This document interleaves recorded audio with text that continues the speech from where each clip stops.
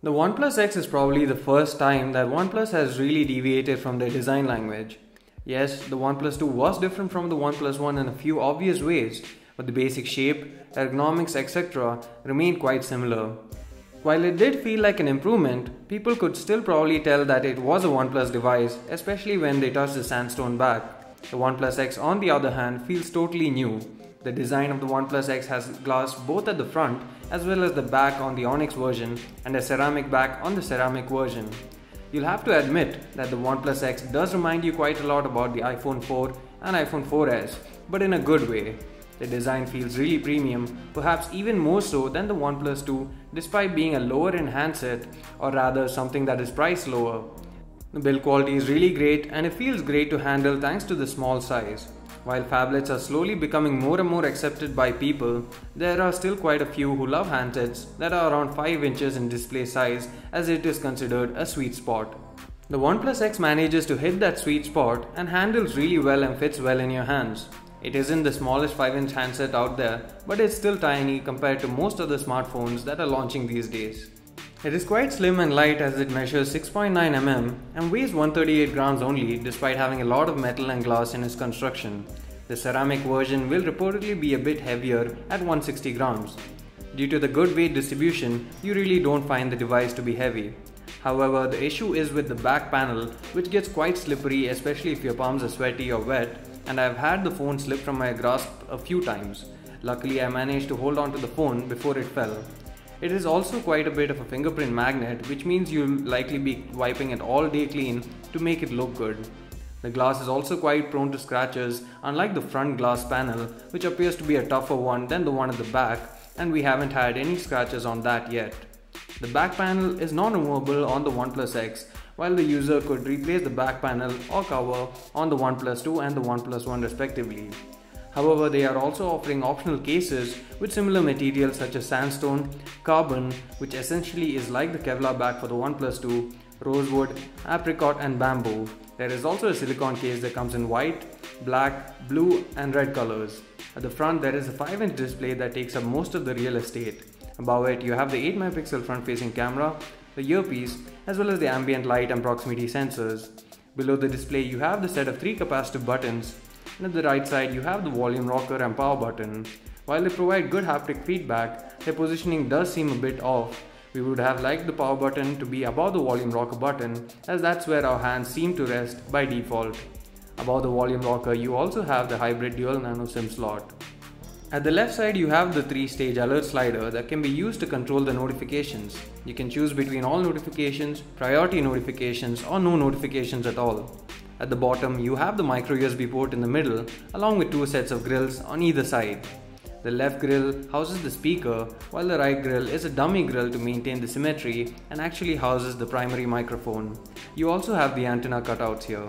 The top houses the 3.5mm audio jack and the secondary microphone along with the antenna cutouts. At the back, you have the 13-megapixel primary camera with LED flash at the top left corner. Below it, you have the OnePlus logo in a silver finish, and at the bottom there is some regulatory information as well, but they have made sure that it doesn't stand out and ruin the look of the phone. You will be able to see it only when you look at it carefully.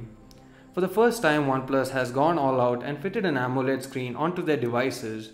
While the OnePlus 2 display was a step in the right direction, as OnePlus decided to focus on brightness, color, viewing angles, etc. instead of sheer resolution, the OnePlus X is where they truly did it right. The OnePlus X has a beautiful display that looks great in all environments, be it indoors or outdoors. The contrast levels are great, as you would expect from an AMOLED display due to true blacks. The colors are quite vivid without risking being too artificial.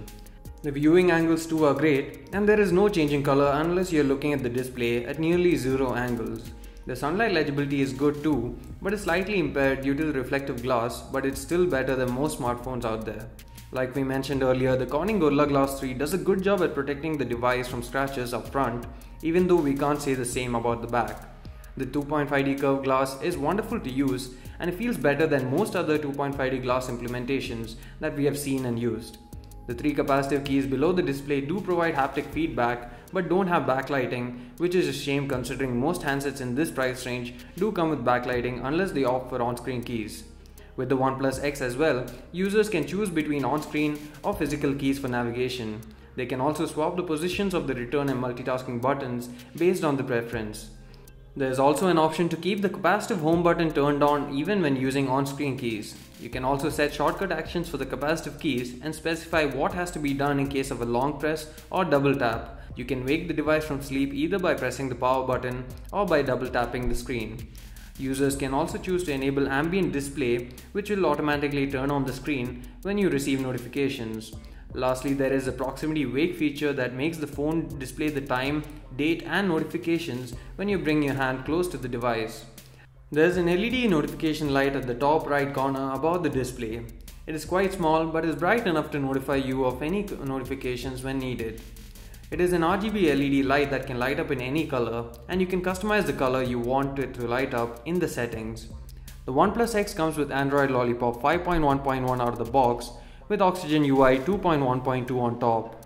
The phone should get the update to Android 6.0 Marshmallow as well, but OnePlus hasn't specified when we can expect the update. The overall look and feel of the UI is still very much stock Android, and as a result the device is very smooth. However, there are still quite a few unique features that OnePlus have added to make your experience better. For starters, there's a dark mode that you can enable for the system or choose to disable it. Next up is gestures, which are basically screen off gestures that you can do when the phone is sleeping. Double tapping the screen will wake up the phone, drawing an O will open the camera, and a V will toggle the flashlight. You can also control your music using gestures, and all these gestures can be turned on or off individually or all at once. The OnePlus X is the first smartphone from OnePlus to have a micro SD card slot. It has a hybrid dual SIM slot. It can either take 2 nano SIMs or 1 nano SIM and a micro SD card. It accepts micro SD cards up to 128GB in capacity, and users can move compatible apps to the SD card as well, but as of now that function doesn't seem to work very well, and we kept getting an error message. The phone has 4G LTE on both the SIM slots, however only one SIM can be on 4G at a time, while the other will be on 2G. It does support both Band 3 and Band 40 in India. The Indian and European variants seem to have the same bands, while the American variant has different LTE band support as well as a different model number. In terms of connectivity, the smartphone has a micro USB port and not a USB Type-C port like on the OnePlus 2. This could be a negative or a positive based on how you view it. There is Bluetooth 4.0 as well as Wi-Fi 802.1 on B, G and N. Unfortunately, there is no support for dual-band Wi-Fi nor AC standard, which is a shame for a phone at this price range. The phone does support USB OTG on the go as well, but you need to enable it within the storage settings first to use it. The smartphone packs a Snapdragon 801 processor as well as 3GB of RAM, which is the same combination used on the OnePlus One. In terms of benchmarks, the device performed decently but not great, but the real-life performance is good enough. The phone runs smoothly at all times, and the main thing to state here is that there's hardly any heating even when the device is charging. The default music player on the OnePlus X is Google Play Music, which has the same functions and UI as on any other device. The device supports FM radio and there's a built-in app called OnePlus Radio. Audio quality is quite good over headphones and earphones. The dynamic range is good and so is the volume of output. There is barely any stereo crosstalk or distortion at the highest volumes either. The loudspeaker too is decent in terms of quality but can have distortion at higher volumes, and the volume does seem insufficient at times.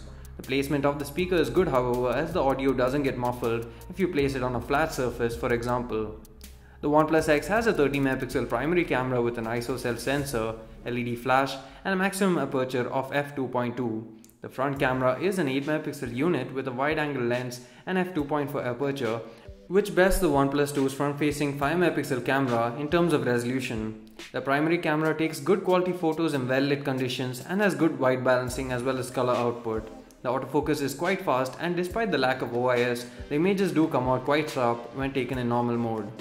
In the clear image and HDR modes, you do have to hold the phone a bit steady since they take longer to capture the image, but it's still pretty fast and most instances were free from ghosting. The dynamic range is quite good as well, but the HDR mode takes it a step further. Sometimes in normal mode the highlights are blown out or the shadows are too underexposed. By metering it on the right object, HDR is able to provide a better dynamic range and solve that issue. There's good detailing even in the shadows and the sharpness is spot on. There isn't much noise if there's proper lighting, however when it's dark the noise does tend to creep in. However, it is more or less on par with other devices in this price range itself. Photos can be taken in 3 aspect ratios. A 4:3 aspect ratio mode is the default and the images are captured at 12.4MP resolution. 16:9 images are captured in 7.9 megapixel resolution and 1:1 images are captured in 9.3 megapixel resolution. The front-facing camera on the OnePlus X is an 8 megapixel OmniVision sensor. The quality of the images are quite good and it has good detailing and sharpness in well-lit conditions. The color reproduction and white balancing too are spot on. The downside is that the front-facing camera has a smaller aperture of f2.4 compared to the main camera, which itself has only an aperture of f2.2. The side-by-side images are shots of the same scene using the front-facing camera and the rear camera. The one at the left is from the front-facing camera, while the one on the right was taken using the primary camera. As you can see, the quality is pretty good on the front snapper too, and the main differences are in terms of dynamic range and the sharpness. Nevertheless, the front-facing camera puts up a good fight. The video recording on the OnePlus X maxes out at 1080p resolution at 30 fps, which is weird since the OnePlus One, which is also powered by a Snapdragon 801 processor, could record 4K videos easily. The 1080p videos captured on the OnePlus X are good in terms of detailing and sharpness, but the main drawback is the shaky effect due to lack of optical image stabilization. The color reproduction and white balancing are quite good as well. The OnePlus X is fitted with a 2525 mAh battery that is non-removable. The device scored a one-charge rating of 12 hours and 48 minutes in our battery test, mainly due to the brilliant talk time. The battery life is pretty decent, and the charging socket is a micro USB port, so just about any of your chargers and cables lying at home should work with it. Although the OnePlus 2 is the flagship in the current lineup of devices from OnePlus, it still followed many of the trends set by the OnePlus One, and while that is fine for any other company, it isn't what people expect from OnePlus. For a company that has never settled as their slogan, people expect more, and that is what they have done with the OnePlus X. The smartphone is probably their boldest move yet, at least when you look at this year. In terms of design and build quality, the OnePlus easily bests its bigger brother, the OnePlus X, which is a testament to their craftsmanship. The screen too is beautiful, and the phone packs quite a lot of performance into a small form factor. Yes, the processor is a bit dated, but there are plenty of people out there who would still buy a OnePlus One, which also has the same processor. But there are many who would shy away from a device largely due to the size, and the OnePlus X will definitely try and bring those people back in. Is this smartphone with no negatives at all? No, it isn't, but is definitely worth the asking price of Rs 16,999. If you like this video, do hit the like button and do subscribe to our channel for more videos like this. Thanks for watching.